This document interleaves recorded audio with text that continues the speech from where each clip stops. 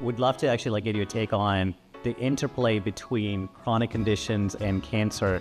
In fact, how much of our cancer burden today is really a result of chronic inflammation or immune dysregulation? I would say that it's worth acknowledging that certain aspects of cancer are bad luck, okay, and not preventable, okay?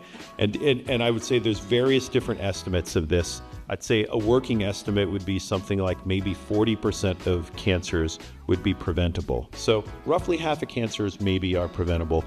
And we already know that there are certain inflammatory conditions that definitely contribute to cancer. These would include Crohn's disease, ulcerative colitis, hepatitis, among, I'm probably leaving out a ton of other ones, that definitely is. So we know this happens. So we do have individual screening programs that are directed at some of these. Some of these are driven by infections. And in some cases, vaccines have been shown to reduce the risk of some of these diseases. Sort of like whole body scans. There's just the science fiction idea.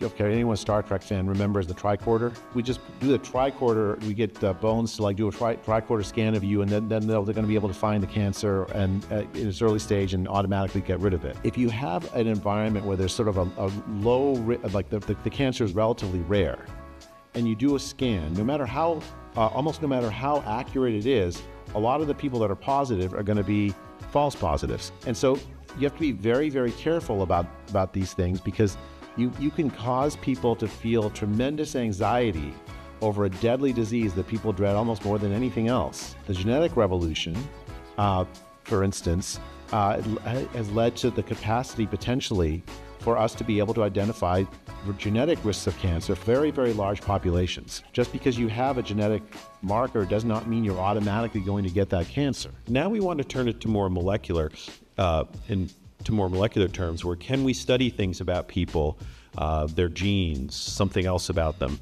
their metabolism? Can we study something else about them that will indicate, they're at high risk for cancer X, and therefore they're a good place to employ screening tool Y? Because there you have less of a risk of false positives if you identify a high-risk population. I think Jay will agree with that. And so we sometimes think to move towards a better screening and prevention strategies might be a two-tiered system, where the first tier is sort of identifying a high-risk population, and the second tier is actually doing the definitive screening study.